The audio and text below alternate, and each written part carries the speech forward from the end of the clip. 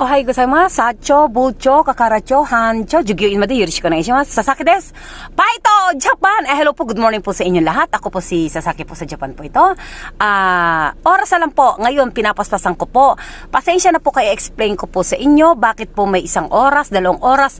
Ngayon po, isasubmit ko na ngayon itong the end ng March na matapos ko pong, kahit po pagsama-samahin po lahat po ang total niyan ay napakaigsip pa rin po. Kailangan ko po, naghahabol po ako ngayon ng oras at ito na po. Wag niyo po sana skip ang commercial po. Yan po ang magpapasweldo sa akin at ibibigay ko po sa inyo. Lalong-lalo na po kay Sir Ranty Maglayo ng Philippine Air Force.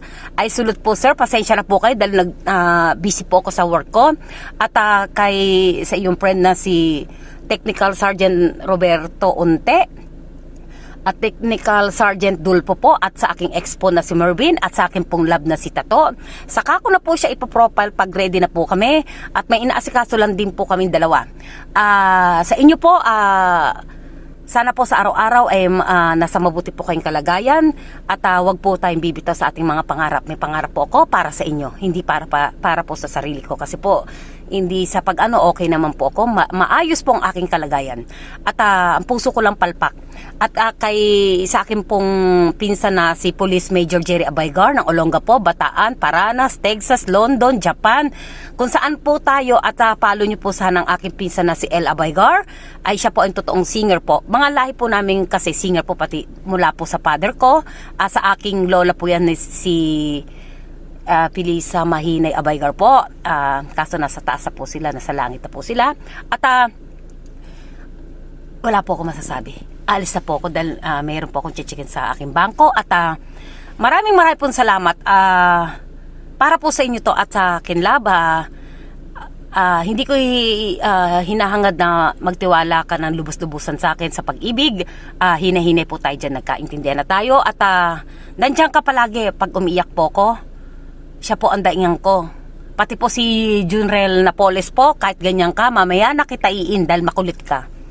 Pero mabait po na tao yan at maraming mag-ingat ka at kukontakin din kita. Alam mo naman ng mga ex ko, minahal ko naman talaga yan wala tayong magagawa mga siloso ay magtiwala ang gagawin natin, pipilitin natin na hindi ka pinagkakatiwala. Ang hirap kasi ng maganda, ang sakit sa ulo. Mas gusto ko nang bumalik sa pagkapangit. Ay, ang sakit-sakit sa ulo ang maganda. At mga mapapayo ko lang po sa mga OFW po, yung nagpapadala po ng pera. Kung nagpapadala man po kayo sa lover ninyo at iniipon nyo yan, pagdating ng araw, naghiwalay kayo, susumbat nyo, marunong ka na, may isip ka naman, di ba? Alam mo naman kung pag nalulubog ka na, itigil nyo po at di ba, umpisa pa lang, alam nyo ng itigil nyo na kaagad. Ikaw may problema, tasa maghahanap kayo ng ano-ano.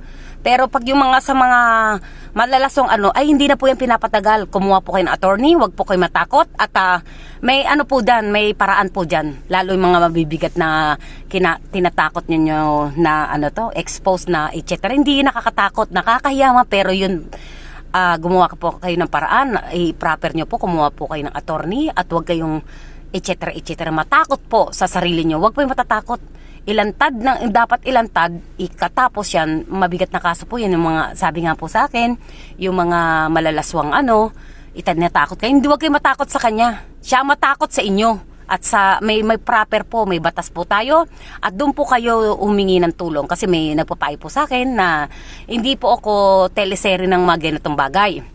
Ang nyo na lang, ginawa nyo yan, pagsisihan nyo sa sarili nyo, bangon!